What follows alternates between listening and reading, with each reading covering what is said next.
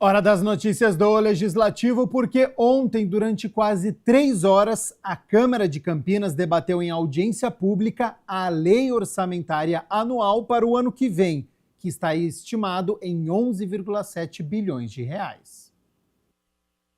A Comissão de Finanças e Orçamentos da Câmara Municipal de Campinas realizou uma audiência pública para debater o projeto de lei sobre o orçamento do município de Campinas para 2026, previsto em 11,7 bilhões, somando a administração direta e indireta. Nesse quadro, a gente destaca aqui as receitas próprias vinculadas e a da administração direta e indireta. E ele é importante porque a maioria das despesas elas estão alocadas em receitas próprias, né, que são basicamente aquelas que eu destaquei na metodologia lá, que é o ISS, o IPTU, o ICMS, o IPVA e o ITBI. Então, essas receitas próprias hoje, previstas no orçamento para 2026, é de 8 bilhões 25 milhões e 821 mil. As receitas vinculadas, 1 bilhão 422 milhões 704 mil. Receitas vinculadas, entende-se aqui as receitas do Fundeb, as principais é Fundeb e SUS, né? Mas também tem receitas de convênio, emendas parlamentares também. Receitas da administração indireta, 1 bilhão 966 milhões 788 mil. Na indireta, o maior volume de arrecadação aqui é do Camprev. E receitas de operações de crédito previstas no orçamento da ordem de 309 milhões 949 mil, que representa um total no orçamento para 2026 de 11 bilhões 725 milhões 262 mil. A audiência pública, presidida pelo vereador Carlinhos Camelô, contou com os parlamentares Fernanda Souto, Guida Calisto, Luiz Iabico, Paola Miguel, Vini Oliveira e o presidente da casa, Luiz Rossini, que puderam tirar suas dúvidas e questionar o orçamento proposto pelo Executivo. A parlamentar Paola Miguel, por exemplo, questionou sobre o orçamento do transporte público e foi respondida pelo secretário de Finanças. Gostaria de entender a questão do transporte. A gente viu que teve um crescimento no orçamento público do transporte do nosso município.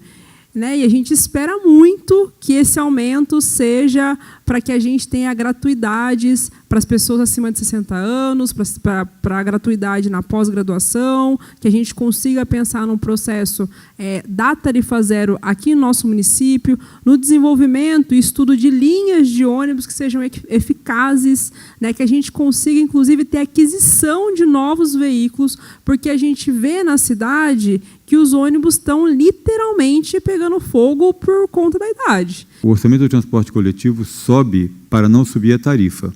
A gente tem duas possibilidades, ou sobe a tarifa ou sobe o subsídio.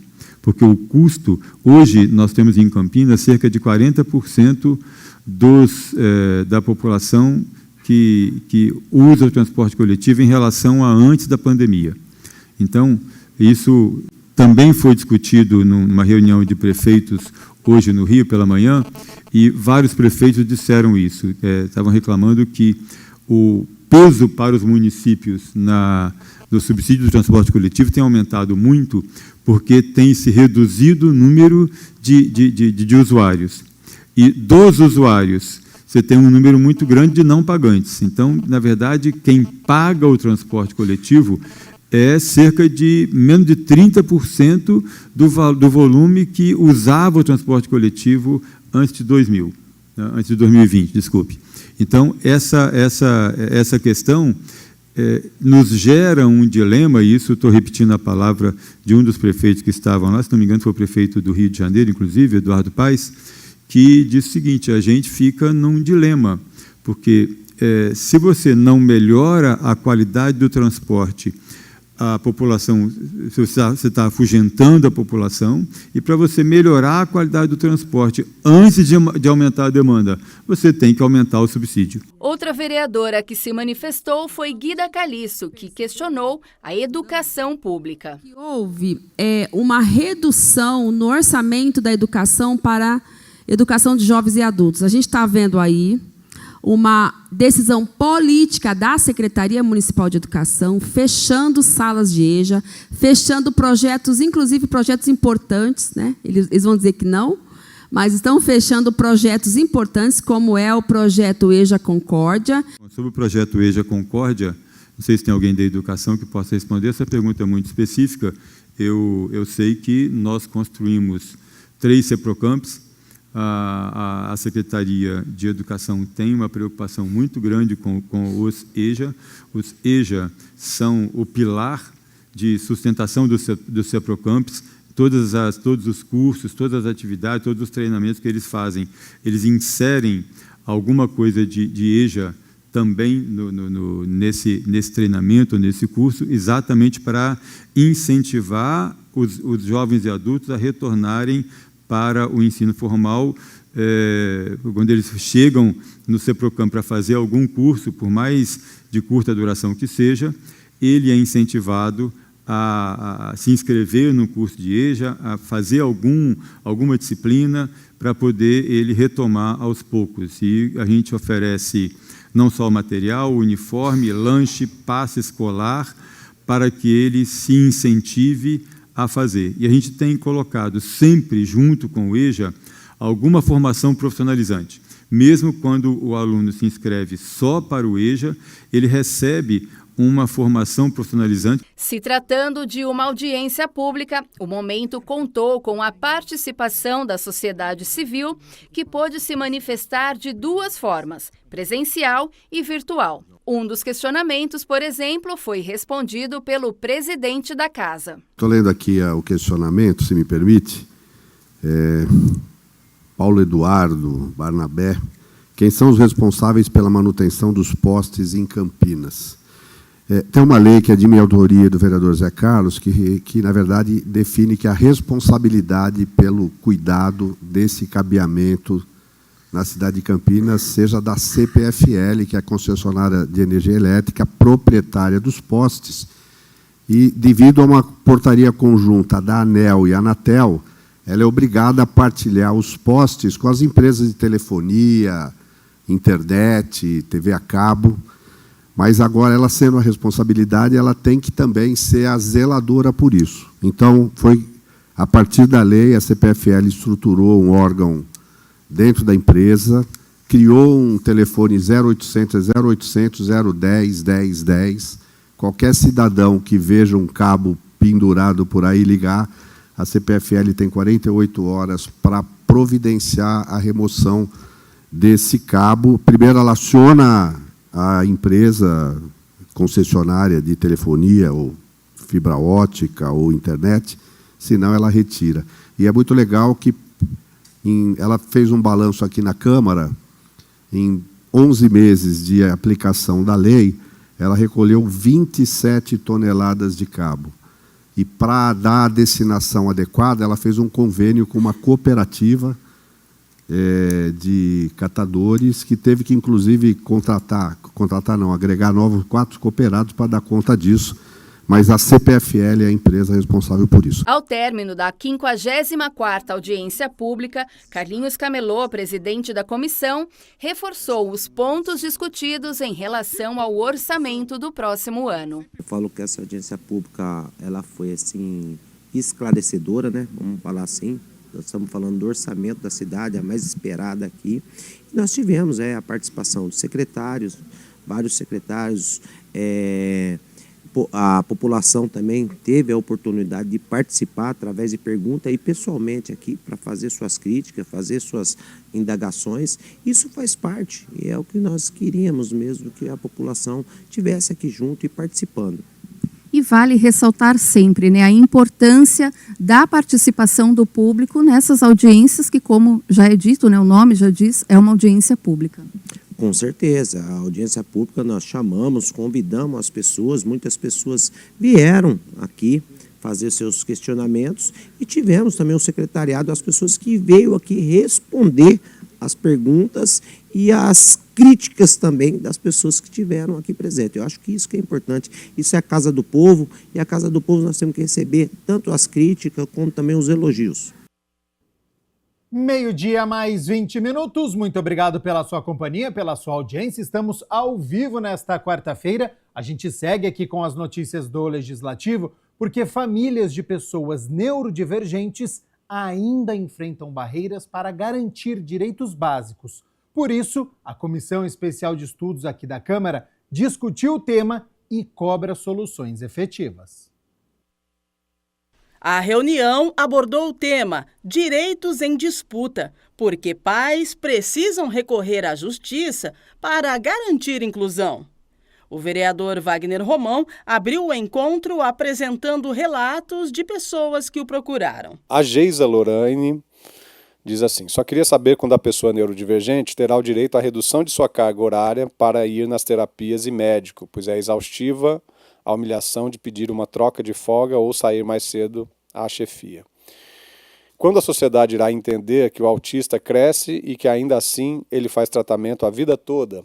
O evento reuniu especialistas do Ministério Público, da Defensoria Pública e da OAB Campinas para discutir os principais entraves que dificultam a efetivação dos direitos das pessoas neurodivergentes. É um prazer imenso saber da existência desse grupo de estudos na Câmara voltado à discussão, à reflexão sobre as políticas públicas voltadas às pessoas neurodivergentes. É um prazer ter sido convidada para estar aqui, para esse debate, para poder falar um pouco sobre o papel do Ministério Público e nos implicar nessa luta, nessas reflexões e naquilo que tiver ao nosso alcance. Não vamos cair na história de que é preciso um laudo médico, pura e simplesmente, para entender uma pessoa como pessoa com deficiência e que o problema está nela e que ela que precisa ser transformada, ela que precisa ser, aspas, curada, né? Isso é algo ultrapassado. O problema está na sociedade. De acordo com a advogada, faltam políticas públicas efetivas e maior divulgação das leis que garantem o atendimento inclusivo. Nós precisamos olhar para a história dos direitos das pessoas com deficiência. É muito importante que nós conheçamos como chegamos até aqui, como chegamos na convenção, como nós chegamos na LBI, que esse ano completou 10 anos. Foi muito celebrado, foi muito importante, é um avanço enorme, mas nós precisamos partir para outros lugares nesse momento, que são lugares de efetivação dos nossos direitos. Não basta nós sabermos que temos esses direitos, nós precisamos, de fato, conseguir exercê-los. A Comissão Especial de Estudos segue promovendo encontros para ouvir especialistas e propor encaminhamentos que fortaleçam as políticas públicas de inclusão em Campinas. De maneira geral, as dificuldades elas estão tanto relacionadas ao atendimento, né, das pessoas que têm neurodivergências na escola, na saúde, na assistência social, mas a gente tem feito um esforço também aqui, Cristiane, Nayara e Renata, a pensar outros setores de políticas públicas, né? A gente entende que a questão do trabalho e renda é muito importante, né? A questão do esporte, a questão do lazer, a questão da cultura, né? Então, esse é o entendimento nosso de pensar que uma política integrada, né, de pensar que a gente precisa ter algo, né, no contexto do executivo municipal, que a gente sabe também que não vai dar conta de todas as questões, né, mas que a gente precisa pensar, sim, uma política integrada de atendimento às pessoas e às famílias. O vereador Herbert Ganem propõe um sistema integrado de fila de espera nas organizações sociais que atendem as pessoas com o transtorno do espectro autista. Uma fila de espera integrada para o atendimento de pessoas com transtorno do espectro autista no âmbito das políticas públicas de saúde, educação e assistência social. Esse é o objetivo do projeto de autoria do vereador Herbert Ganem, que institui o Sistema Municipal Integrado de Espera, chamado SISMITEA, destinado às organizações da sociedade civil que atendem pessoas com TEA no município de Campinas. Então a pessoa vai na ONG, faz a inscrição que precisa de atendimento. Aí ele vai numa outra ONG, faz outra inscrição e acaba tendo filas diversas. Então a gente quer unificar essa fila para a gente poder acompanhar, para as pessoas poderem saber também que posição que está. Às vezes a pessoa está sendo atendida lá numa ONG e não acaba passando a informação que foi, ela fica esperando, aí chama ela para a vaga, uma confusão. Então é um pedido das ONGs para nós, para que a gente possa unificar essa fila. De acordo com o projeto, que vai passar pelas comissões permanentes da Casa, que devem emitir o parecer antes dele ser votado em plenário, o sistema deverá ser gerido de forma intersetorial pelas secretarias de Saúde, Educação e Assistência Social. A participação das entidades conveniadas que prestam atendimento a pessoas com TEA será obrigatória.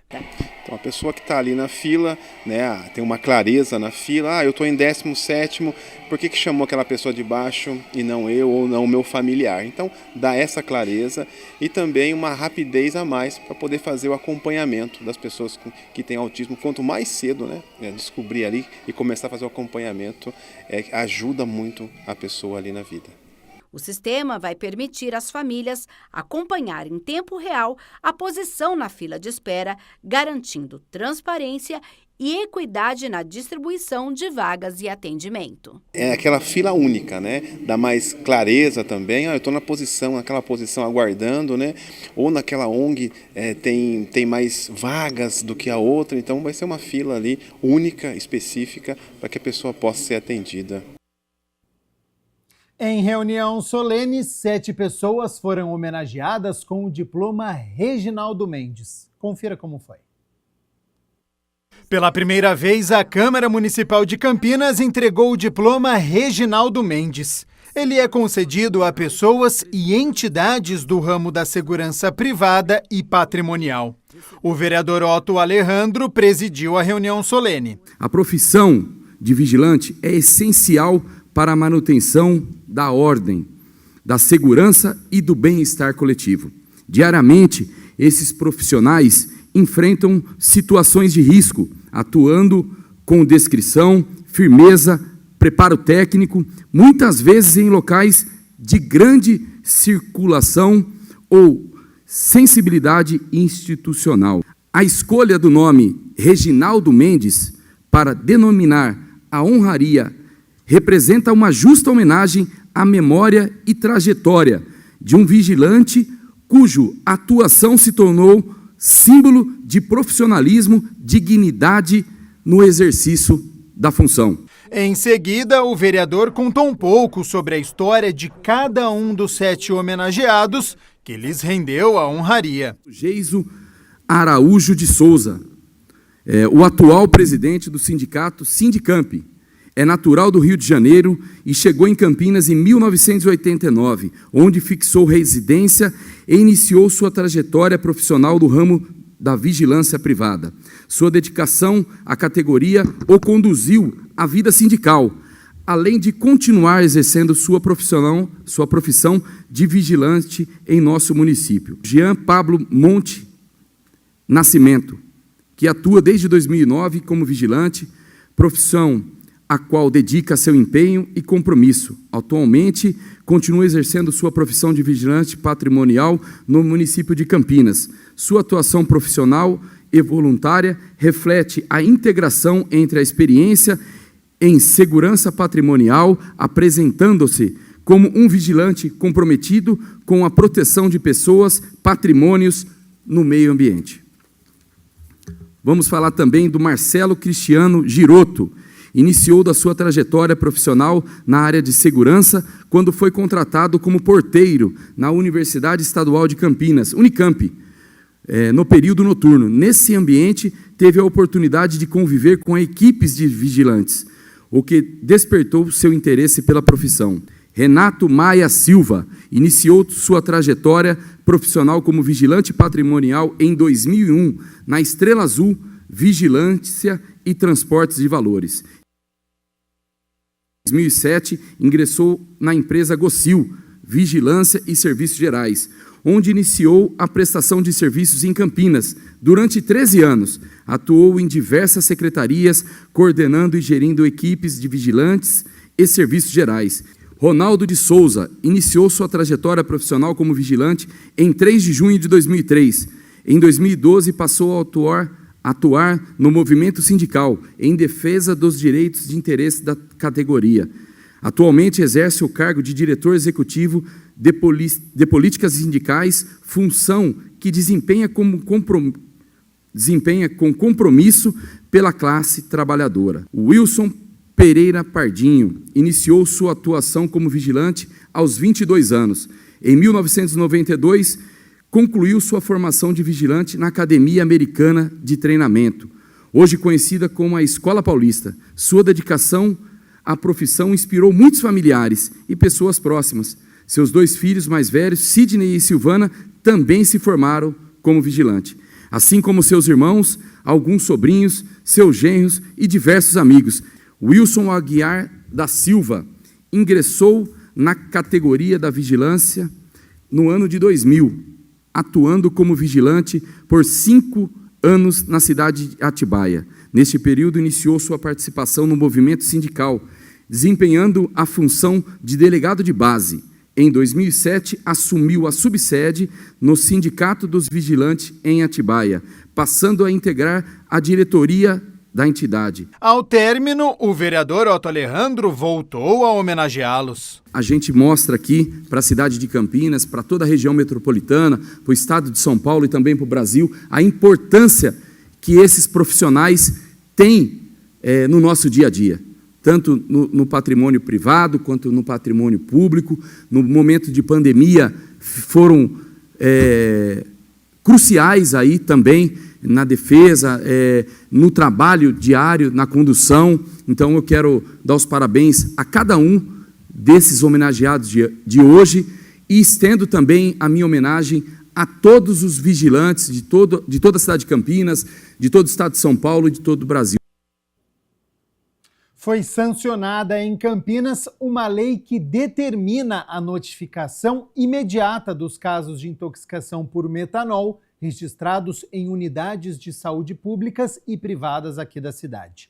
A nova legislação tem o objetivo de proteger vidas e agilizar a atuação dos órgãos de saúde e segurança. A repórter Rúbia de Oliveira traz os detalhes da lei que está em vigor.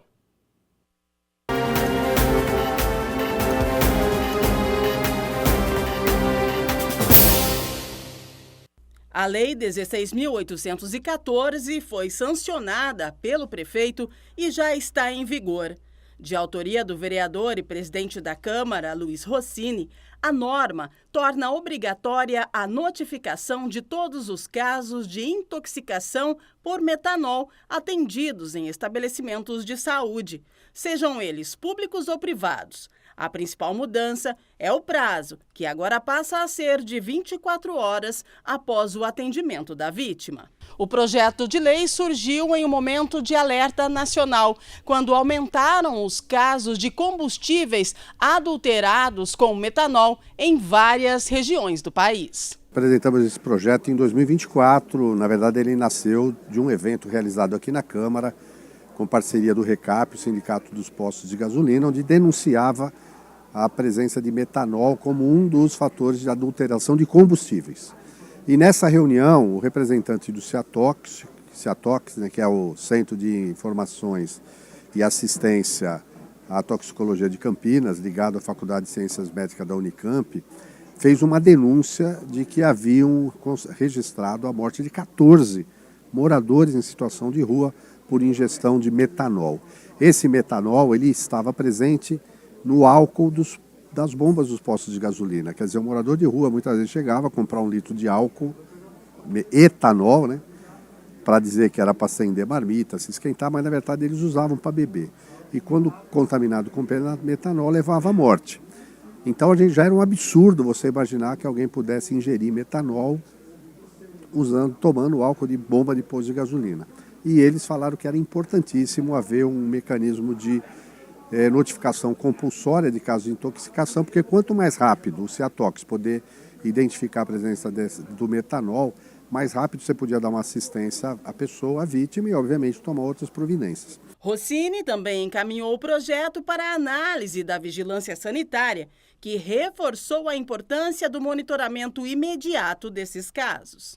Agora nós ficamos estarrecidos em saber que o metanol saltou das bombas de postos de gasolina para os estabelecimentos comerciais, estão nos bares, restaurantes, adegas, dentro de garrafas de bebida, de destilados, levando à morte de pessoas no Brasil inteiro.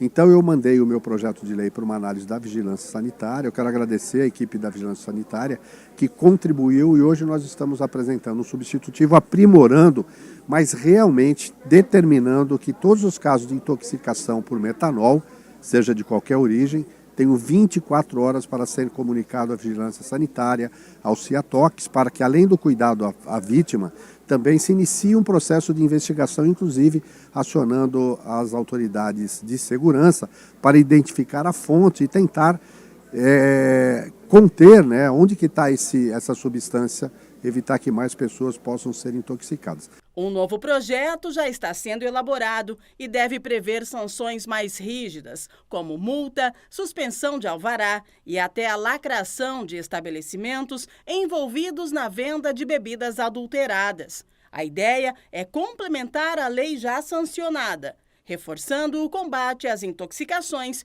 e às práticas ilegais no comércio. Esse projeto hoje trata da notificação compulsória, mas já estamos preparando um outro projeto com sanções administrativas, que eu vou até comentar, que a gente possa, para além de multa, que hoje já é normal, todo estabelecimento comercial que tiver bebida no seu estoque à sua disposição, sem comprovação de origem, ou seja, sem nota fiscal, que tenham sanções administrativas com suspensão do alvará e até lacração. Porque a gente não pode admitir que comerciantes gananciosos para vender um produto e ter maior lucro possa colocar em risco a saúde do seu próprio cliente.